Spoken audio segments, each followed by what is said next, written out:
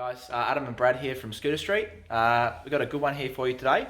We've got this Piaggio Z50 two-stroke in the background, which we're going to be fitting a whole bunch of parts to, which I'll show you in a second. Stock standard too, just off the rail. Yeah, 2017 model. 800 Ks. So I'm going to take it for a ride first, because performance tuning is all about increase, obviously. So we're going to find out exactly how fast these things are going first, and then we're going to start putting some parts on it.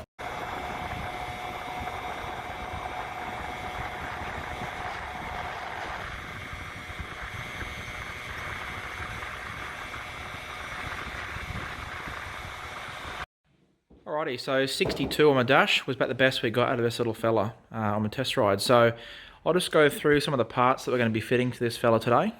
So we've got a Malossi Sport 70cc kit. We just started pulling this out and getting it prepped up, ready to go.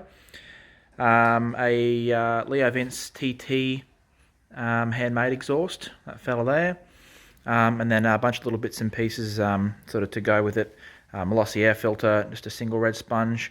Some jets and some lighter rollers, and then as you see in here, these Leo Vince exhausts actually come with some stiffer clutch springs, which will fit up to the clutch to get the clutch engagement delayed a bit and get it revving up before it kicks in.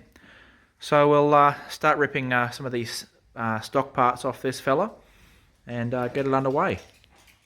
Just before we fit this exhaust up, I'm just going to show you this factory exhaust here. So a couple of the reasons the performance exhaust makes such a big difference. I'll just show you this part down here, you can see, which is just sort of a tube that goes nowhere here. It's actually called a dick. So essentially it's just a pipe that's welded on there, that's clamped off, that just goes to nowhere. And what it does is just basically disrupts the airflow as it comes through the pipe here. The other big factor is this little emissions regulator part here, which comes up around here. Into this little box here, which then has a little filter in here and filters down into a transmission.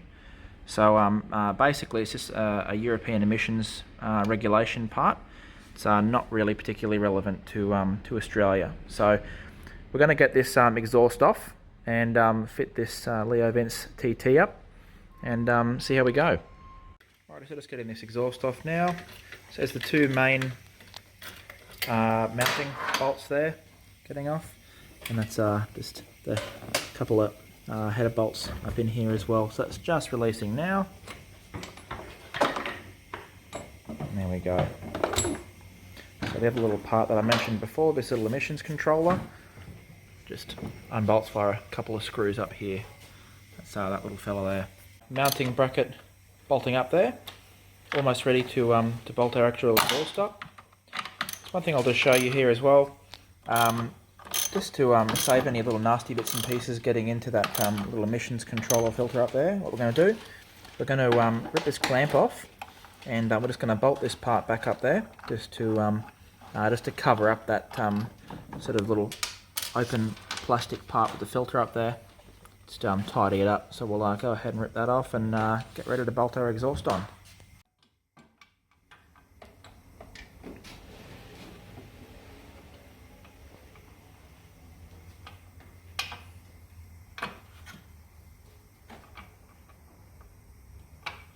We've got the exhaust all fitted up.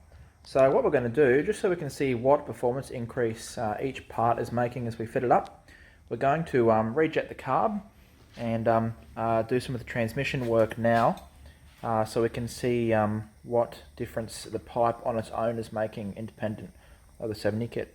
Popping the airbox off, Ray's just being super careful not to not damage the clutch cover down here. Okay, so the first thing you're going to see here, just pretty much right in the middle of the frame there. Let's have a look. This is the mouth of the carb. So on these totally stock Zip 50, this is a restrictor plate. So instead of the air being able to get all the way through here, it's forced into these tiny little holes there. So Ray's just going to stick a screwdriver in there and pop that part out now. There we go. So straight away, that's going to give you a massive increase in the amount of air that you can get into your carb. And then of course into your engine. So we're going to continue here. Essentially what we need to do next is get the carb off, so we can pop the bowl off down here, and we can access the main jet just down inside there. We can get that bowl off without removing the whole carb. So just be aware, it's a little bit messy here because whatever fuel is in that bowl is going to pretty much fall out as soon as we get it off. So you see most of it's been absorbed by that towel. So look, so right in the center there, where Ray's just putting the screwdriver now, that's your main jet. So we're going to pop that out, we're going to have a look, and then we're going to readdress rejetting this. Totally box stock Piaggio. This one here is a 53 jet. So a couple of things to note here. As we've removed the restrictor plate and also put that performance exhaust on there, we're going to have to go up by a bit. So we're going to go up to about a 62 first, which we've found sort of over the years to be a good place to start. So I'm going to chuck that in there, and then we can readdress whether we think that's right later on when we get to tuning. Just getting that 62 jet in there now. Then we'll tighten that one and pop the bowl back on. And then it'll be time to have a look at that transmission.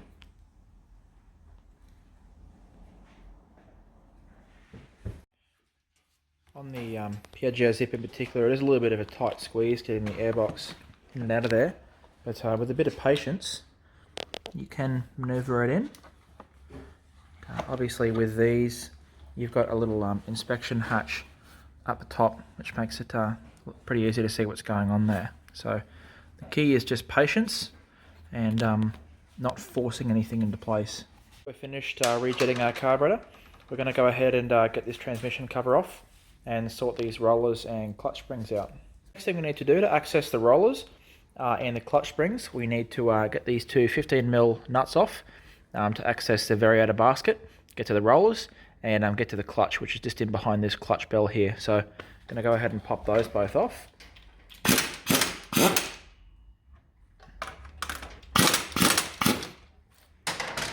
We have a rattle gun, which makes it pretty easy, but if you don't, a Varriator clutch tool, like one of the ones that we have available, the transmission tool, does certainly make quick work of that.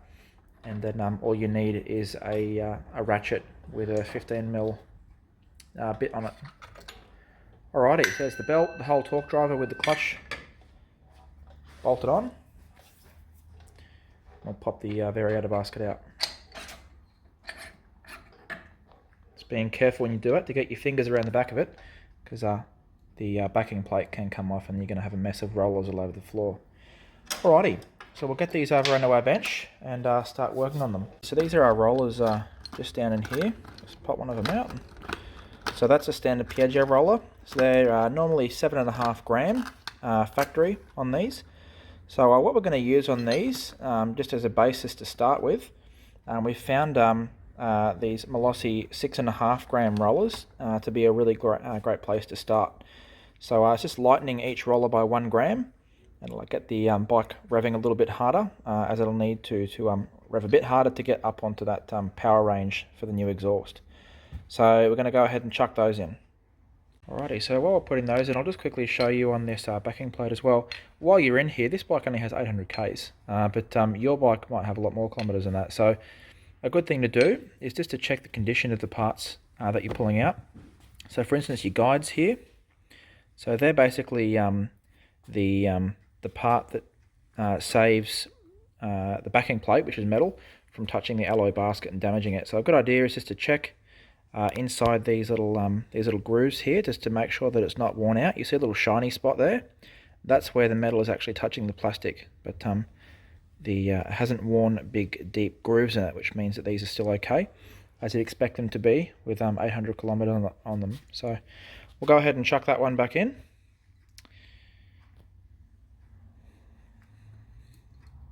And just along that note, before we put the Varriator back into the scooter, we'll just pop over here. So just behind the Varriator in here, there's a crankshaft there. You'll see this little belt here, and that's your oil belt. So that part there runs off the crankshaft, a little drive just in there, which runs the oil pump, which is just here. So essentially, if that little belt breaks, your scooter stops getting oil, and it's going to seize it. So another really good thing to check just while you're in here, just the condition of your oil lines in here. If it has a whole bunch of Ks on it, these over time get hard and they can crack, causing an oil leak. and the oil pump ends up pumping air or sucking air, depending on what side has cracked. And again, your scooter's not getting oil. Another good thing to do is check the condition of your little oil belt in here. If it's excessively slack, it's probably worn out. It's a really good idea to change that. That's a pretty cheap, inexpensive part, but it's a part that if it goes, will cost you quite a number of hundreds of dollars to replace your piston and your cylinder if you seize the scooter. So just a number of little items in here are really good just to check while you're in here. Just checking the condition and making sure that you're not putting a scooter back together that's about to blow up. So we'll go ahead and slide the Varriator back on there, then we can start working our clutch. So this is our clutch and torque driver assembly here. So what we're going to do is remove the actual clutch shoe, which is this part here, from the torque driver, which is the underneath part here that drives the belt. So essentially we need to get this nut off here, which is a 34mm nut. So we have a rattle gun, so we're going to use that with a 34mm socket. So if you don't have a rattle gun or an air compressor at home to drive your rattle gun, the Varriator tool on the back side of it has a 34mm essentially round spanner that'll get that nut off. So we're going to go ahead and get that off, and then we can start assessing the clutch springs. Just before Ray starts to do that, so one sort of safe method we found of doing this, there's a big spring under here, which is your torque spring or the contra spring. So as soon as you undo that nut, that clutch is going to want to fly up in the air. So just having it on the ground, keeping your feet on there, just stops it from wanting to jump up as soon as that nut comes off. There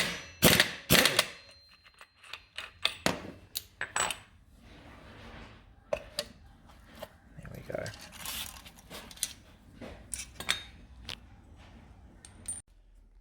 So this is the clutch shoe here, and these are the 3 springs that we're going to be replacing. So on the outside of this, part of the reason it's called a shoe, it's got these 3 little grip pads there, which are similar to the material on a brake pad.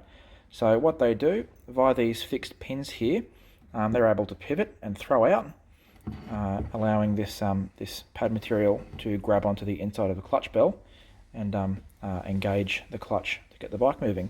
So we're going to be replacing these 3 springs with stiffer springs, which will mean that the scooter will rev up to a higher RPM before it engages.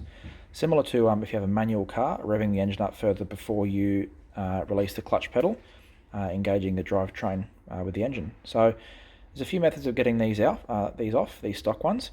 One of the best methods we've found is by bolting the clutch shoe just via some screws to a workbench. A couple of reasons why this works for us and it works quite well is it doesn't actually damage the clutch at all. We've seen a couple of sort of horror stories over the years of people putting these in vices. Definitely not a recommended idea.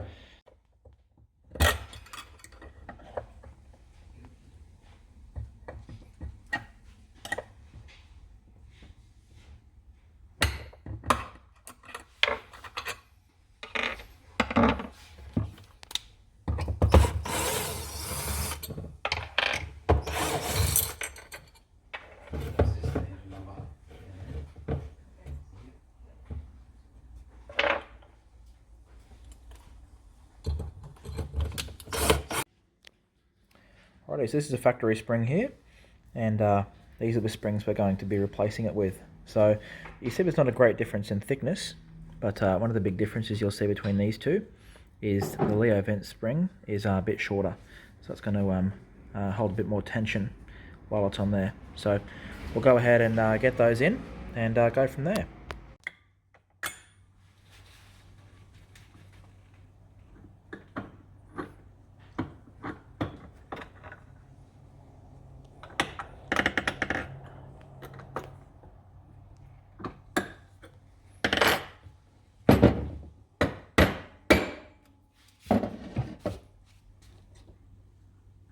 Now that they're all on there, we'll get it back in the torque driver and we can slot it back into the transmission. So definitely a good idea to back that nut on first, just to make sure that you definitely don't cross thread it, as the thread is quite fine. So same sort of process as getting it off, just compressing the spring and getting it on there.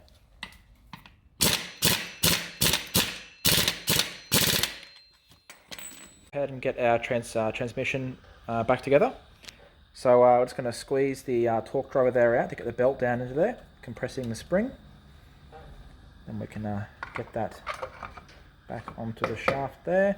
Right, the important thing here is that the belt doesn't bind up when we put the outer fan pulley back on. So the outer fan pulley needs to press hard against this and not get caught on the belt. So you'll see as we do this, repeatedly making sure that the belt is slack and isn't caught up on the outer fan pulley, which basically would just mean if it was, and we reassemble it, the outer fan pulley can seem to be tight, but it's actually not because it's pressing against the belt and not the Varriator shaft there. So we'll go ahead and pop it on.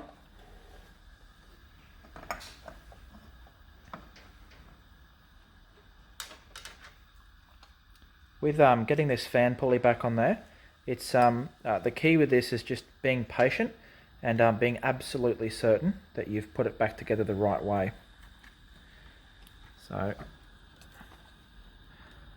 see there, Race's got his fingers behind, just making sure that it's pushed up against the shaft there and not bound up on the belt. So just double check, so you can see that belt is clearly freely moving inside there. So we're all good. So we'll get it back together with a rattle gun and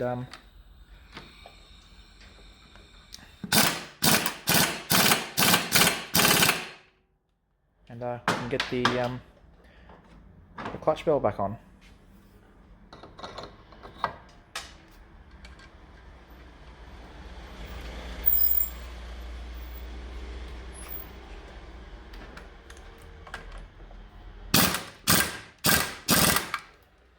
Alrighty, we'll get the clutch cover back on and get it on the road.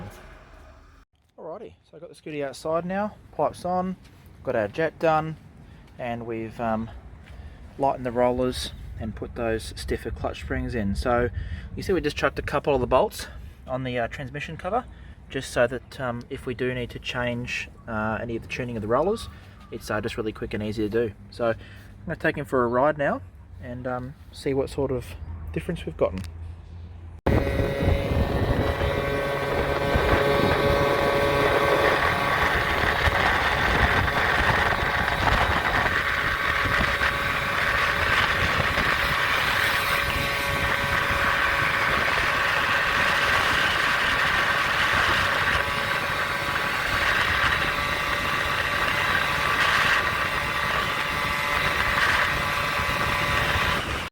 Alrighty guys, so we've fit the pipe up and we've gone from doing 62 k's an hour on the dash to doing 82 k's an hour, which is a pretty good difference.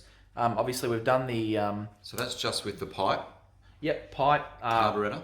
Yep. So what size jet did we go to? So we put a 62 jet in there. Okay, so we've got the pipe in, we've got a 62 jet. Yep, we've taken the restrictor out of the carb. Okay, and what about the transmission? So we've also tinkered with the transmission a little bit. So gone from 7.5 gram rollers in the stock Varriator. Yep, so that's the factory size. Yep. 15.5, 7.5 grams. To 6.5 okay. Each roller.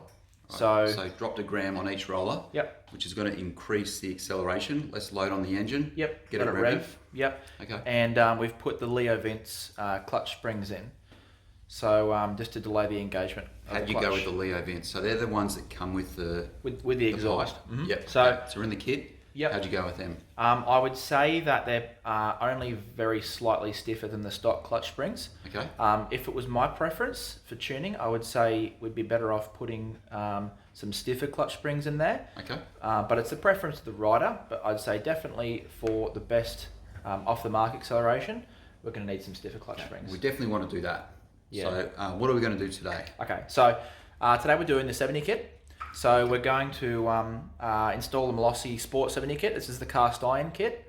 We've already gotten 20 k's an hour extra just from the exhaust. So expecting some pretty good things from installing the 70 kit as well. So that's pretty good because we've only recently been using the Leo Vents.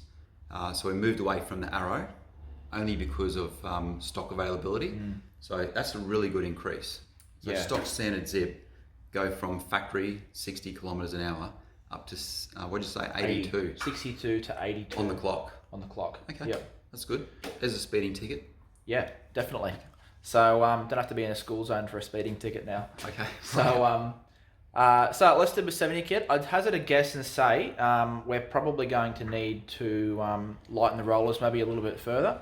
And we're definitely going to look at doing some stiffer clutch springs as well.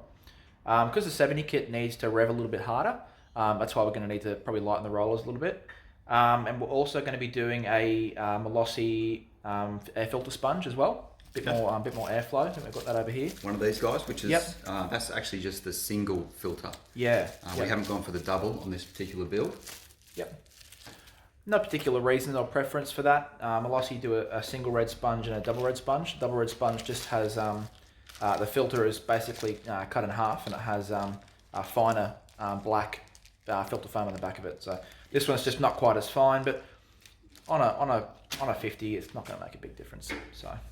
Okay, let's get it. Okay, let's get into it. Get the 70 kit in. Yep. We'll get the old one off, get the 70 kit in, and a bit more tuning. That's Here we go.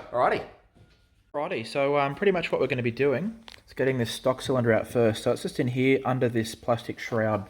So what that essentially does, you've got your forced fan down here that runs off the crank, your stator's in there as well, and your flywheel. So attached to the flywheel is a fan, it sucks air in here, directs it up around through this shroud, up to the cooling fins of the engine up here, and then ejects just through this hole over here. So we're going to rip that off first. We may have to remove a couple of panels just to get a bit better access, and obviously we're going to pop the CDI slash coil off as well to get in there. So we'll hoe into that and see how we go. There's the cylinder there, there's the fan, all the shrouds off. I'm going to start pulling these cylinder head nuts off. So you'll notice two of the nuts are raised with a thread at the top. And that thread is for the screws to go into to hold the top of the shroud on. So just take note of which ones they're in, because they'll need to go back into the same onto the same studs they came off. Otherwise, the shroud won't go on.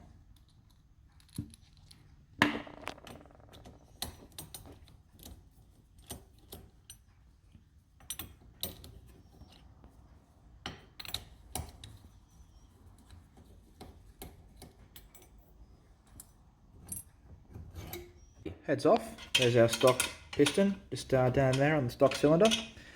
So even with 800k, it's only a couple of years old, you still has a little bit of rust around there, just a standard cast iron cylinder, pretty normal. One of the other things you may notice is that Piaggio cylinders, the stock ones, don't have head gaskets. There's no head gasket on there, just bolts straight on. So obviously Piaggio have a lot of confidence in their casting. So we're going to continue here, get this cylinder off, get the stock piston off, and keep going. If you were doing this at home, you probably wouldn't have the exhaust on at this point, but because we installed the exhaust first to see what difference it made on its own, we've got the exhaust on there, so I'm just going to go ahead and pop that one off so that we can get this stock cylinder off.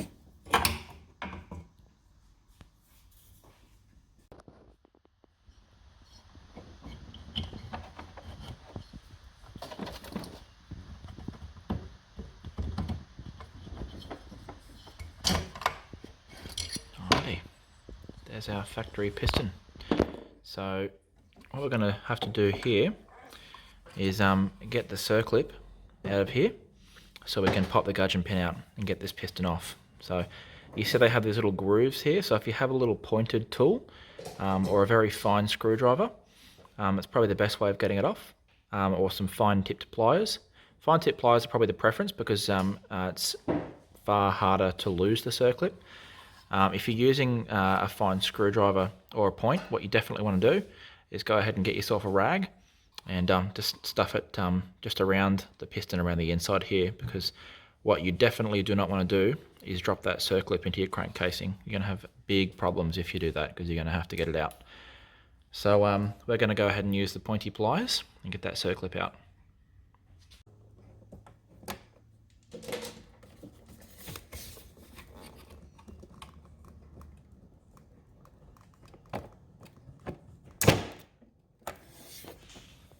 Alright, there he is. Circlip out.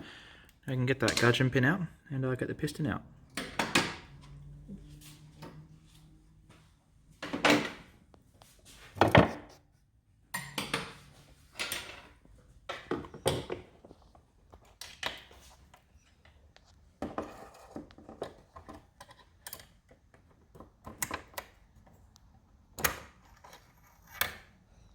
Easy as that. So that's our little end bearing there. Go ahead and pop him out. It's got 800 Ks on it, so as you'd expect, it's in pretty good condition. But regardless, the Malossi 70 kit comes with a new Malossi little end bearing, but a good idea to hang on to all this stock parts, because you never know when you might need them or use them again. So especially if they're good. So I'll go ahead and stash this away with the rest of the stock parts, and then we can start looking at our 70 kit. Okay, so that's the factory base gasket it's getting out. Even though it's fine, we're just going to replace it with the Malossi base gasket.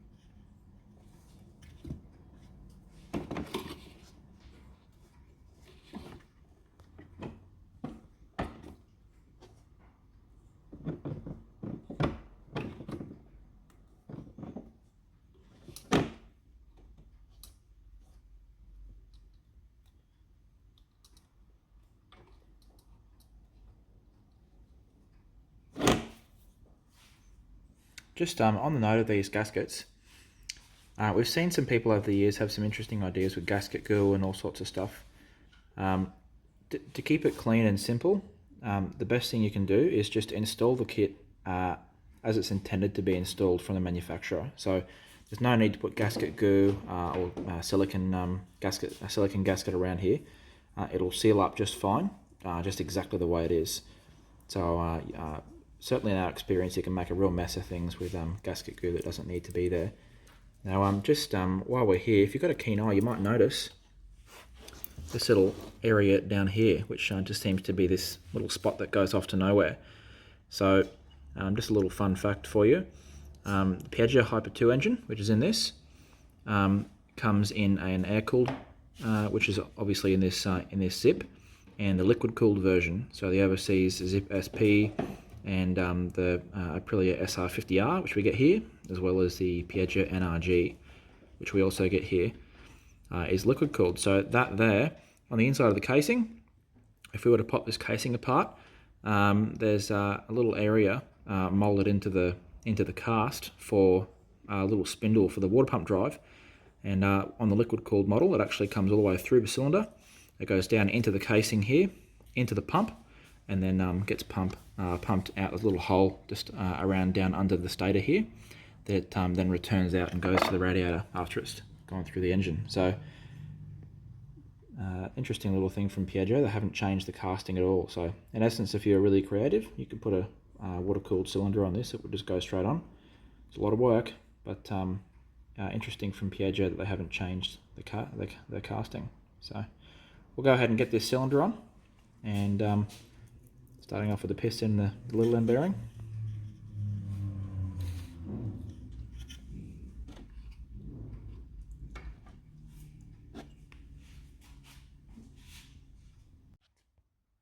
So you'll notice what we've done here is we've pre-oiled the piston and the rings as we have the cylinder as well. Not an excessive amount of oil, just a little bit. Just chuck it on your finger and sort of just get it on there. The other thing we've done, just to make life a little bit easier, is we've put the circlip in on the Varriator side. So you'll see just the little circlip, and it's a little bit difficult to see, but the circlip's, get this in focus, the circlip's already in on that side. So when the piston's in there, yeah, we only have one circlip to worry about. So when I say the Varriator side, if you look at the piston, if we just look at the crown of the piston, just the crown of the piston, right, there's a little arrow. So that arrow always goes to the exhaust port. So easy way of telling which side of the piston's which, because you definitely don't want to install it upside down. So what we're going to do, we're going to lining up the ringlets, little pins up on the top there, you see there. That's where the rings need to meet. So we're going to line them up, and then we're going to insert it into the cylinder.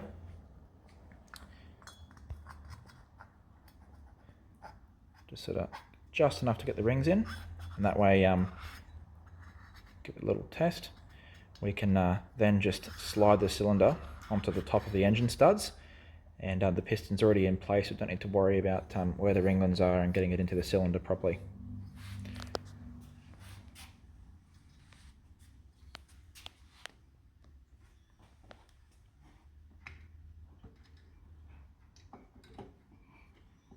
And this can be a little bit fiddly, but as with many other things, with scooter tuning and engine tuning in general, it's just about being patient. So just getting that gudgeon pin in through a little end bearing, which we've already put on the crank.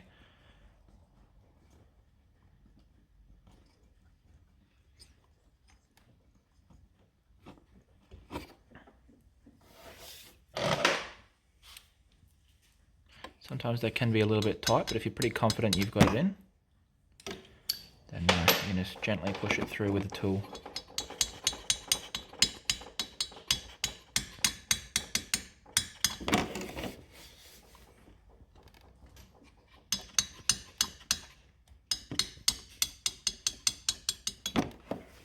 There we go.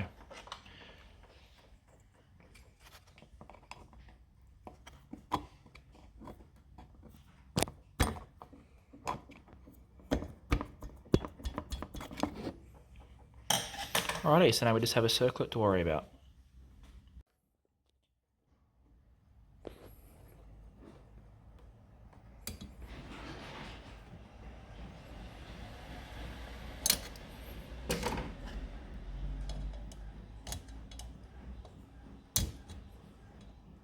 There we go, so just give it a little push, make sure it's definitely in there, be really confident, and then we're right to slide the cylinder back down and get the rest of the kit installed. Alrighty, there we go. So ready for head gasket and head. So this is our Malossi head. So you'll see these have an O-ring gasket, which is a really clever idea. It means that you can take this head on and off quite a number of times before that needs to be replaced, compared to a paper or a metal gasket, which needs to be replaced usually each time. So I'll go ahead and slide that on there, just making sure you get the orientation correct when we get it on. Usually it has a short side and a long side, so short side, long side. The long side goes towards the bottom. So go ahead and slide that one on. Alrighty, so I mentioned earlier about the two different types of nuts. So the long nuts. So this here is our shroud. So that there is the space for the exhaust. So see, we have our little bolts that have to go through here to the long nuts. So they need to go according to that same pattern, which you'll see there. Not a big deal if you get them in the wrong spot. Just means that when you're reassembling, you'll obviously notice, and you'll have to pull it back apart and change the head nuts over again, which is sort of annoying.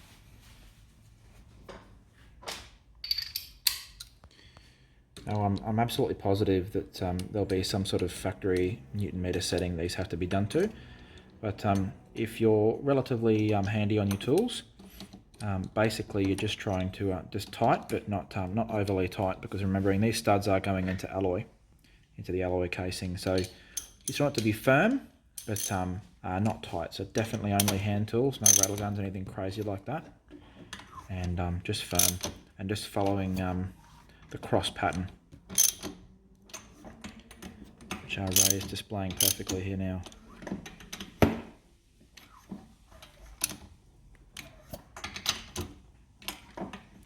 So see, as Ray's doing this, he's just turned the engine over from the stator.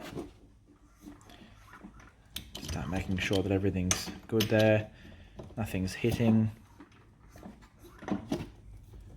everything is working properly, and we're not going to be in for any surprises when we go to start it up for the first time.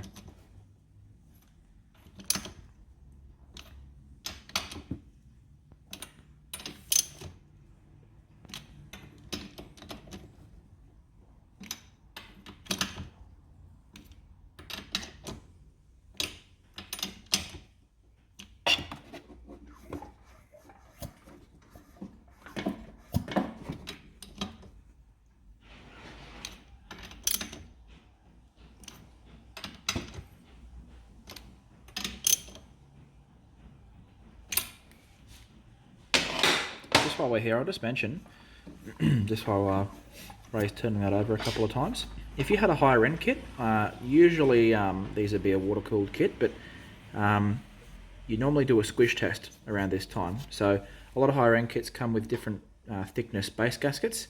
So essentially what you do, the quick and easy way to do it, get a piece of solder, bend it into an L shape, and very carefully maneuver it in through the spark plug thread, and then turn the motor over. And essentially what that'll do, the piece of solder will get squashed between the piston and the head.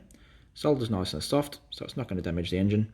And then when you pull it out, you can measure the area that was squished with a vernier caliper, and that'll give you your squish. So essentially how much the piston is compressing everything inside the cylinder. So on a race cylinder, these have or sort of a higher end cylinder, these have a very particular rating they need to be to run properly. It'll be a lot more conservative on a sport cylinder like this. So Ray's got a demo there, so he might even do it here just to show us. It's not a bad thing just to do anyway. So just turn the cylinder over there. Usually it's around the edge, will be where it has the greatest squish. See, there we go. So it's squished the solder there. What have we got? So our squish is about 1.6 mil. So, which is pretty standard for an air-cooled sport kit. So if you had a higher end race kit, it might be around sort of 0.7 or 0.8. But on this one, much more conservative. So, okay, so we're going to go ahead and start putting this shroud back around the engine, and we can hopefully get it fired up pretty soon. Okay, so shroud's on there. Before we go too much further, we're going to go ahead and get a brand new spark plug in there, connect it up, and just try and get the bike started, just to make sure that everything's working properly. The main reason for this is if you go ahead and assemble everything, and then discover that there's some sort of small problem, or maybe something that you've missed, then you have to start pulling everything back apart again to find the issue. So if you do it at this point, we're still very much at a stage it's pretty easy to backtrack and work out what you might have done wrong. So it'll be a bit noisy because there's no exhaust, but you just start it up for a moment just to make sure it starts up, and then immediately turn it off. The button red? Yep. There we go. Noisy, smoky, and it's running. So all three things that we want. So we'll go ahead and get the exhaust on, and probably leave some of these covers off because we're going to want to do some tuning. Okay, so we've got our exhaust on. Everything's just about ready to go. The one thing we need to adjust before we can take it for a ride is the jet in the carb. So just to make it really visually easy, we're going to go ahead and pop the whole carb and the airbox off, so we can have a really good look at it, and change the main jet and explain a couple of things while we're in there. So we'll go ahead and get that off and continue in a moment. So one of the reasons we've completely removed the carb is just so we can really clearly show you this here. So that there is the intake manifold. So we're going to go ahead and pop that off so we can get to the reed valve, which we'll explain in a moment. Yeah, so they're a little star key tool with the hole in the center. So they're sort of a specialized tool. So what we'll generally do is we'll pop these screws out and just replace them with conventional screws like socket head bolts or Allen key bolts. Okay, so what we really want to get to here is that fella there. Sometimes they come out really nice and easily. Other times you just may need to pry them up very, very gently with a flat blade screwdriver. But there he is there. So I'll take him over to the bench and readdress that. So we have our carb here. One of the great things about the Piaggios and the Aprilias is they come with these really good quality Delorto PHVA 17.5mm carbs. So 17.5mm is pretty big for a stock scooter. Many other models like the Yamahas, some of the others come with a 12mm carb, whereas these just come with the 17.5 straight off the bat. So definitely good to tune with. So we're going to go ahead and pop the bowl off here so we can access the main jet, and we can have a look at what's in there and jet it up. So there's the bowl there, and the inside here. So we've got a float here. That there, I believe, is for the idle, and then we have our pilot jet down here, our main jet here. So just inside, down inside there, it's difficult to see, is a little valve. So this is upside down right now. So as the fuel level in the carb drops, the float goes down and opens the little valve up down here, allowing more fuel to come through. So pretty simple little system. You see this little shaped O-ring gasket here. So sometimes it sticks to the carb, sometimes it stays on the bowl. You just need to make sure that it seats properly when you put everything back together. So from tuning the pipe, we have, I believe, a 58 in there now. So we'll go ahead and get that out. And what we're going to go for, the standard sort of jet that we start with on a Piaggio Aprilia 50cc two-stroke with the Hyper 2 engine with a Malossi Sport 70 kit and an exhaust is an 82. Sort of work from there as a basis. So have our 82 jet out of our jet kit just here. So we'll go ahead and pop that in, and then we'll have a look at this reed valve.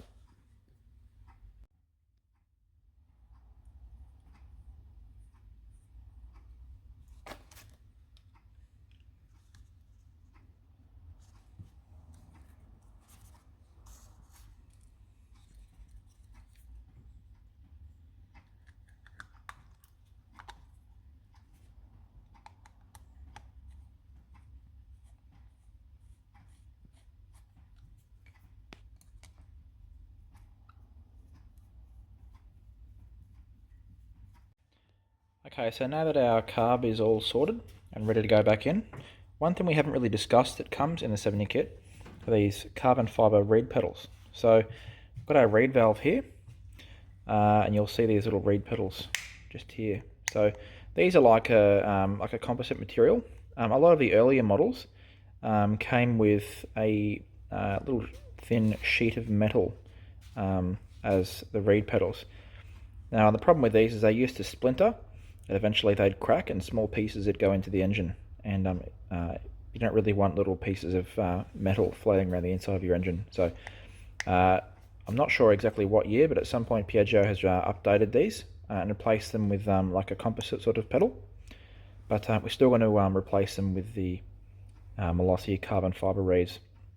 The main reason for this, the reeds are a little bit more flexible, which allows these to move a bit more freely and snap back a bit more quickly. So essentially what this does, the reed valve, it's a one-way valve. So we mentioned the compression of the crank earlier. So as the crank turns, what's going to happen is it's going to suck air and fuel in one motion, and then as it continues to move, there's going to be a little bit of back pressure. So what will happen is, as it sucks fuel, these reed pedals will open, and it'll allow air and fuel mixture through. Then as the back pressure hits, to stop air and fuel escaping back through the inlet, they snap shut. So every single revolution of the engine, these open and snap shut again. So, and this is if you put a pod filter on your scooter or you remove the airbox, there's sort of a loud sort of chattering noise that you'll hear, and a lot of the time, a lot of that is reed valve noise. So we're going to go ahead and put these carbon fibre reeds in, and then we can put the reed valve, the intake manifold, and the carburetor back on.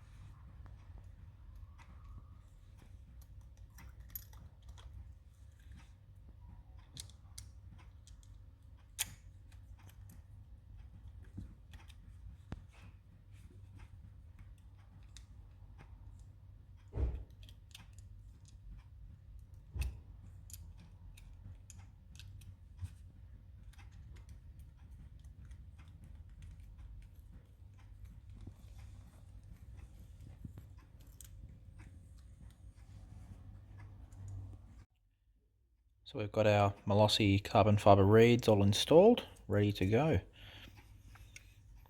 So lastly, before we can finish off our intake system, the next thing we're going to look at is the airbox. Okay, so the last adjustment to our intake system here, we've got the airbox here.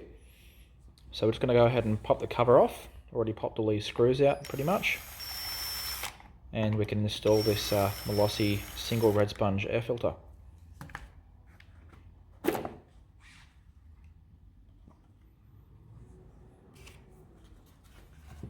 Alright, so we'll just have a quick look here.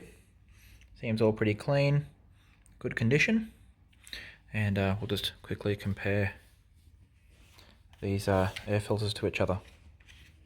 So there's the stock air filter, and now it's the Malossi air filter there. So you'll see the Malossi air filters are far more open in the grain of the foam, or the cell of the foam I should say, is far more open. So it just allows a greater airflow through the carb. So we'll go ahead and pop that in there. Pretty easy replacement with these.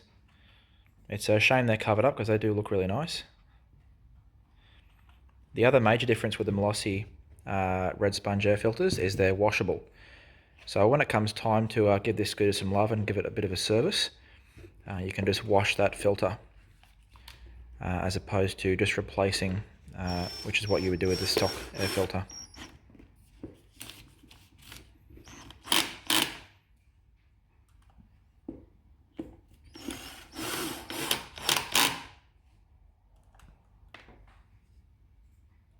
One last thing we're going to do is remove this little airbox snorkel here, which is just another form of air restrictor, restricting the airflow into the airbox. So Ray's going to go ahead and pop that one out. And now we have a larger opening. Okay, so I think we're just about ready for a test ride. So we've got the pipe on, the 70 kit in. We've changed the main jet to an 82. We've pulled the little stuffer out of the airbox, a bit more airflow. We've put the Malossi single red sponge air filter in the airbox. And we've also installed the Malossi carbon reed pedals. So we're going to take them for a ride. I'd hazard a guess and say we're probably going to need to lighten the rollers and put some stiffer springs in the clutch. But as with everything tuning, let's get it out, see what it's doing first, and then we can make adjustments based on that information rather than just guessing. So I'm going to take him for a test ride and see how we're doing. Okay, so we've just taken him for a quick run around the block. Definitely a massive increase in power, but the first thing we've noticed is that the clutch springs are definitely too soft.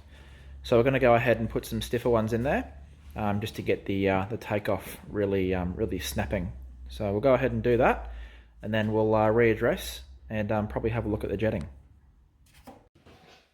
Okay, so while Ray's just getting that clutch out so we can change the springs, so we just have a quick look at the plug. So I would say the colour of that tip there is looking ever so slightly lean, which is good because it in riding it I experienced that it seemed to have a bit of a whoopy whoop sort of sound, which is very characteristic of a bike that's slightly lean. So what we might do, generally speaking, we only ever change one thing at a time. However, with clutch springs, it's very obvious what the clutch springs are doing. That won't really change the tuning or the overall feel of the bike, only the initial takeoff. So we might go ahead and just go up 2 points in the jet to the next size, and then we'll take him for another test ride and see how it's feeling then. I'm just going to show you a trick we've been using for quite a number of years. This is a Varriator here. So I've just put the lighter rollers in here. So what I've done is I've just gotten a permanent marker and just made a couple little marks there, mainly towards the outside of the actual basket. So what'll happen is when we ride this, I'm going to see sort of how quick it goes, take it up to its limit. But and when we get back, we'll quickly pop the Varriator cover off, and we'll be able to see really clearly how high the belt has gotten on this, which determines its top speed. That way we can make sure that the rollers that are in it aren't too light, and the belt's still getting all the way up to the top of the basket here. because it'll obviously rub that permanent marker off. So I'm just going to go ahead and chuck this back in, and we'll get the clutch in there with the stiffer clutch springs, take it for a ride and see how it feels. Okay guys, here's the Scooty, all finished up, ready to go. Since the last sort of update, we've ridden it around for a couple of days just to see sort of how we feel about the settings, especially in Australia. Some days a little bit colder than others, so had a couple of sort of slightly colder days, which affect the tuning. So usually want to tune it for the coldest that it'll be, because it runs leaner when it's colder. So where we've sort of landed is with the heavy yellow clutch springs, some 5.7 gram rollers, down from the 6.5 that we originally had in there, and obviously a lot down from the 7.5 that it comes from factory. And we rode it for a couple of days like that with the 84 jet, but decided that it was probably just a little bit on the lean side. So today we've changed it for an 88 jet, just gone up a little bit, which I think with the Malossi single red sponge filter, it's just giving it that little bit more airflow than we'd normally have on one of these fellas. So hence the sort of bigger jet. But really happy with where it's at now. It's popping wheelies off the start like ridiculous. And it has quite a lot of torque. It's really quite nice to drive, quite nice to ride, plenty of torque. Pretty happy with it. You took it for a ride, Adam? Yeah, I took it for a ride. It's really good. Almost fell off it. So that's a good indication of power. So the customer will pick it up this afternoon, and I think he'll be wrapped, really happy. Yeah. So it's got a kit, really good gear, all the parts, all tuned, everything ready. So we just hand it back to him, and he's ready for some serious fun. What would you say the percentage increase is from the stock 50 doing 62 k's an hour that came in here a few days ago? Oh, well, it's so restricted. The engine's so restricted with the exhaust and all the small parts. So it's sort of unfair to judge, but there's definitely probably a 40% increase, maybe a 50% increase, certainly with the initial power. Yeah, you know. I'd say like the initial power would, in my opinion, I think it's probably close to like an 80 or 90% increase. But overall, it's not, it's not doing twice the speed, so you can't say it's. I think you bang on with 40%. Yeah. But when you start doing things like 70 kits and exhausts, a lot of the benefit you see is in the torque, like the off the mark torque and mid range torque. It's still doing around the top speed 80 to 85 k's an hour. If you wanted to go a bit quicker than that, I'd say we need to do something like a Varriator or a gear up kit. Yeah. Well, the fun with these little guys, like they're really not made to go super quick. They've only got a small 10-inch wheel, small front brake caliper, disc at the front and drum at the rear. So if you're looking for something to go super fast, maybe this isn't going to be ideal. Or you're going to have to do a lot of work to it. Yeah, that's right. Do like a higher end MHR rep kit with a stage 6 pipe or a triops or something like that. Yeah, a massive budget. But still, there's people out there who would definitely do that, especially if there's racing involved. I'll tell you this, this Scooty at like 85 k's an hour is pretty scary. I've ridden one that does 100 and it was frightening. So 10-inch wheels at 100 k's an hour are pretty frightening. Yeah. Yeah. And the rubber grows as well, so you don't know what you're going to get. That's right. Yeah, you hit a big pothole or something. Yikes, you know about it. Yeah. So the customer's going to be very happy with this, and all in all, it went together really smooth for us. All the parts that we had fit straight onto the zip. They're made for the Piaggio zip, so it does make the mechanic's job easy. Yeah. Awesome. Okay. Well, we're gonna give this bike a little wipe over, and we'll get back to you a little bit later. Make sure you follow us on social media at Scooter Street AU, Scooter Street AU on Instagram, and make sure you follow our YouTube because we're posting quite a lot of videos, a lot more fitment videos. We're trying to get to you guys because that's what you want, and just trying to film sort of as much stuff as we can in between packing orders up and trying to answer emails and get into stuff. So thanks for the support, guys. Really appreciate it. And if you want to see more stuff like this, subscribe, like the video, and drop some comments. Tell us what sort of stuff you're doing with your scooters, what you'd like to see more of, and we'll endeavour to get that to you as soon as possible. Thanks very much, guys. Much appreciated.